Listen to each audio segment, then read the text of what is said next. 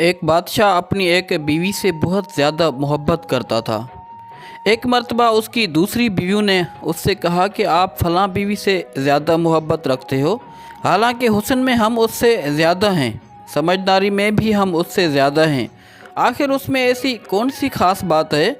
ہمیں تو اس میں ایسا کچھ نظر نہیں آتا، آخر اس کی کیا وجہ ہے؟ بادشاہ نے کہا، اچھا، میں کبھی اس بات کا جواب آپ کو دوں گا۔ اس کے بعد اس کی بیویاں یہ بات بھول گئیں۔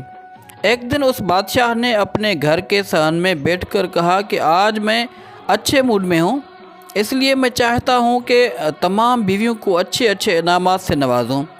وہ یہ سن کر خوش ہو گئیں کہ آج ہمیں شاہی خزانے سے انعام ملے گا۔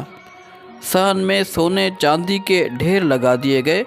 بادشاہ نے کہا کہ اس میں جس بیوی کو جو چیز زیادہ پسند ہے وہ دوڑ کر اس پہ ہاتھ رکھے، وہ چیز اس کی ہو جائے گی۔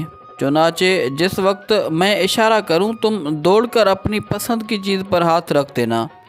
بیویاں تیار ہو گئی اور انہوں نے اپنی اپنی چیزوں پر نگاہیں جما لیں۔ جیسے ہی بادشاہ نے اشارہ کیا، سب بیویوں نے دوڑ کر اپنی اپنی پسند کی چیز پر ہاتھ رکھ لیا، لیکن وہ بیوی جس سے اس کو زیادہ محبت تھی وہ اپنی جگہ کھڑی رہی۔ سب بیویوں نے اس کی طرف دیکھا اور ہنسنے لگی، کہنے لگی، بادشاہ سلامت، ہم کہتے تھے نا کہ یہ بیوقوف ہے، اور آج اس کی عقل کی کمی کھل کر سامنے آ گئی۔ یہ تو بس سوچتی ہی رہی، لہذا آج اس کو کچھ نہیں ملنے والا۔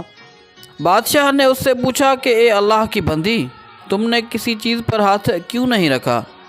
وہ کہنے لگی، بادشاہ سلامت، میں پوچھنا چاہتی ہوں کہ آپ نے یہ کہا ہے نا کہ جو جس چیز پر ہاتھ رکھے گا وہ اسی کی ہو جائے گی۔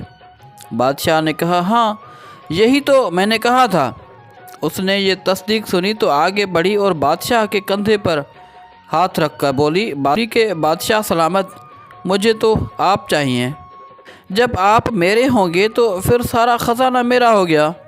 بادشاہ نے اس کی یہ بات سنی تو باقی بیویوں سے کہا کہ دیکھو، اس کی اسی عقل مندی اور محبت کی وجہ سے میں اس سے زیادہ محبت رکھتا ہوں۔ تو دوستو، اسی طرح جب انسان محبت الہی کو تھام لیتا ہے تو کائنات کی چیزیں اس کے لیے مسخر ہو جاتی ہیں۔